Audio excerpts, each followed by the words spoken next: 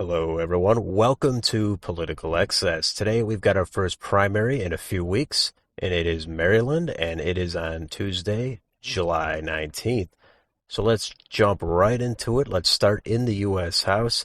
The first district, Andy Harris, the Republican incumbent, he is definitely not going to lose this seat.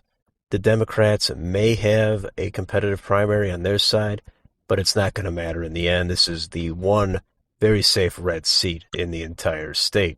The second district, Dutch Ruppersberger, the Democrat, he's not going anywhere either. He has mild token opposition. Republicans have no chance in this district. In the third district, it's a similar story. Democrat John Sarbanes, he's not going anywhere, even if there's token opposition in a primary and in the general. In the fourth district, and this is a very deep blue district, and it's actually an open seat, as Democratic incumbent Anthony Brown, he's running for Attorney General. So there will be a competitive primary here. And the top two competitors are Donna Edwards. She previously spent time in the U.S. House a few years ago. And Glenn Ivey, his son and his wife are also in elected office in Maryland. They both have their fair share of endorsements. And a little bit of polling here does show a close race. If we take a look at the market, we could see that this is absolutely a close race. So this one is obviously up in the air and could go either way. In the fifth district, longtime Democrat Steny Hoyer, he's not going anywhere. He may have a primary challenger. It's not going to matter. It's unfortunate that most of these districts are completely uncompetitive, but that's what it is, and Republicans will have no chance against Steny Hoyer.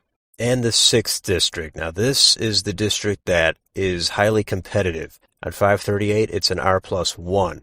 But incumbent Democrat Dave Trone, he's not going to be somebody Republicans are just going to walk all over, even in this environment. First of all, Trone does have to get through his primary, which I can't imagine he wouldn't. But then on the Republican side, the Republicans do have a primary there, and it does appear to be competitive.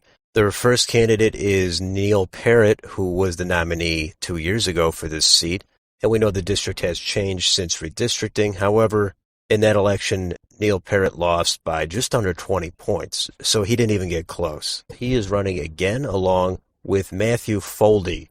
He is a journalist. He is young. He's only in his mid-20s. I've seen a couple of his ads. They're not your standard politician kind of ads.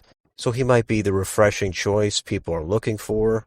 Both of them do have endorsements lined up. There's not really any polling here, but if we take a look at PredictIt, Matthew Foldy does have a reasonable lead here. It's not a done deal, but as of now it appears he's going to win this nomination and take on David Trone. And that will be very competitive in the fall. And in the 7th district, as well as the 8th district here, it's totally irrelevant what happens. The Democrats are going to hold. Republicans have no chance. And there does not appear to be anything interesting happening within those primaries. So let's move on to the statewide races. And let's go to the big one, governor. We all know incumbent Republican Larry Hogan is term limited out, so that is an open seat. And there's a lot of competition on both sides. Let's start with the Republicans. And there's two main candidates there. The first is Daniel Cox, and he has been endorsed by Donald Trump and is viewed as the more wild card controversial candidate. And he's running against Kelly Schultz, who is a former state legislator there as well as a Secretary of Commerce. And she has the backing of Governor Larry Hogan as well as many of the more moderate or establishment GOP candidates. So she is probably the more safe choice. But let's take a look at the polling here. There's a few of them, and they're all pretty close with a bunch of undecideds. If we take a look at the market, we can definitely see this is a neck-and-neck race, and there's no telling which way it's going to go. We'll have to find out on Tuesday. Now, on the Democratic side, originally it was the Comptroller of Maryland, Peter Franchot. He was the frontrunner for a long time.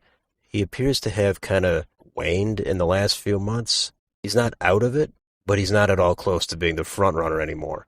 It's essentially a three-way race, though, between him as well as Tom Perez, the former U.S. Secretary of Labor, as well as former DNC chair. and Wes Moore, an author and former CEO. So if we look at the polling down here, we can see it is a close race between those three candidates in the most recent polls. So if we take a look at the market on PredictIt, we can see Wes Moore does have a little bit of a lead, but I would not be overly confident about that. There's a lot of undecideds. We don't know which way they're going to end up breaking on election day. Now, in the fall, real quick, this is probably going to be a flip for the Democrats. With Kelly Schultz, they'll probably have a better chance. The Democrats really want to retake control of this governor's mansion.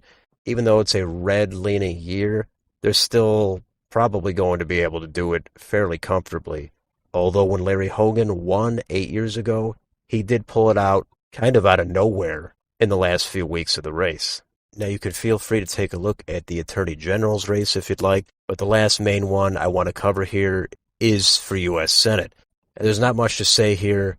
Incumbent Democrat Chris Van Hollen, he's running for re-election to a second term. He's going to be the nominee, and he's going to win in November. The Republicans obviously have a primary on their side, but there's no excitement, there's no enthusiasm, there's no clear front runner. We'll find out on Tuesday. But whoever it is going to lose to Chris Van Hollen, I would say by at least 15 points. Last time he won by 25, so it certainly could be a lot higher than 15. But either way, that seat is going to be staying with the Democrats. I think if Governor Larry Hogan ran for that seat, even he would still end up losing when it came down to it. But anyway, that is a recap of the upcoming primary in Maryland. Let me know which of these races you're watching. What do you think's going to happen? Let me know down below in the comments. And if you enjoy this content, please like, share, and subscribe. Thank you for watching, and I'll see you next time.